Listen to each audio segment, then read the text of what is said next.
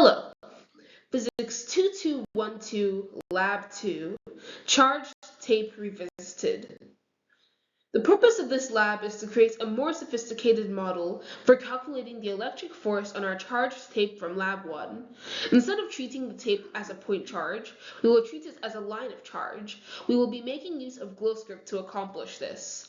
Preview of the results. The magnitude of the charge of one piece of tape is 1.581 times 10 raised to the power minus 8 coulombs. I made use of Coulomb's law, which calculates the electric force between the point charges separated by distance d, represented here as r. Gravitational force is also used here, which calculates the force of gravity of an object relative to a larger body, here being the force of gravity acting on the tape from the Earth. Newton's second law, F net equals ma, was also used here. I use these equations as they encapsulate the effects that are being explored in the experiment, in the experiment from Lab 1, and also the computations in this lab. And also the assumptions I make later on are made to make this experiment a little simpler and not too complicated. Lab 1 overview. So a brief reminder of Lab 1 and the initial conditions. We have our tape length 0.2 meters, tape width 0.02 meters, tape mass is shown, and the distance between the two tapes 0.0125 meters is shown. And also the tapes were approximately equal in length from the last lab. And here is the experiment from the last lab. So the same thing where you put the charged tape underneath another piece of charged tape and see the separation and measure the separation between those two tapes. And the system is tape B as shown in the diagram, and the surroundings is tape A and everything else. That was from the experiment from Lab 1. And the Lab 1 results gotten from last lab was a force of electric force was 5.79 times 10 raised to the power minus 9 coulombs, which is the main value we're exploring today. Now for Lab 2, which is the lab that we are doing today. So the computation is mainly computational. Now to explore the computation for Lab 2. For Lab 2, we will be using superposition to model the line of charge.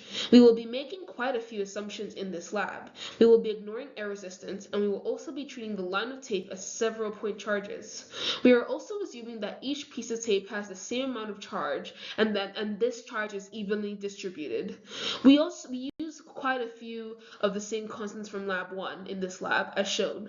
We also have the function to calculate the electric field. The first part of this new code for Lab 2 is a function that allows us to model the tape as a line. It creates a line of charges instead of having just one point charge.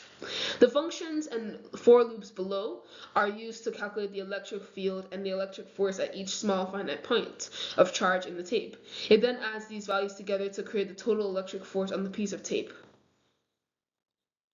Now we have our two lines of charge representing the two tapes. The arrows represent electric force and gravitational force, and they're equal because F net is equals to 0. The total charge on the tape was calculated to be 1.581 times 10 raised to the power minus 8 coulombs. The original point charge calculation was 5.79 times 10 raised to the power minus 9 coulombs. This means that the charge on the line of tape is 2.73 times higher than when the tape was modeled as a point charge. What if you had modeled each of the tapes as a single point charge like in the previous lab?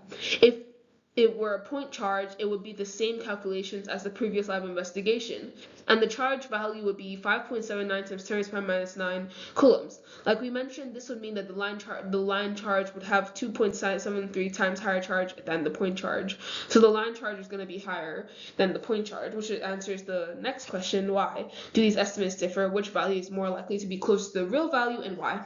These values differ by quite a bit, as one computes a singular point charge while the other computes multiple point charges together, outputting a higher charge value.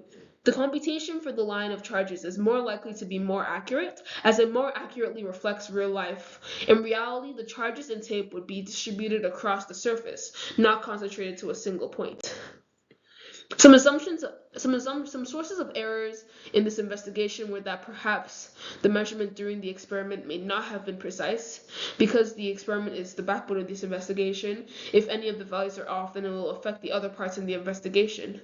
Another possible source of error is that the charges would have been lost when handling the piece of tape, as we had to hold them. This may have created inaccurate results, and some assumptions were that there was no air resistance, and that the charges are distributed equally across the tape. In conclusion, many tests and experiments can be done to determine the changes in charge of temporally charged objects, but may not be accurate due to certain liberties taken. Thank you.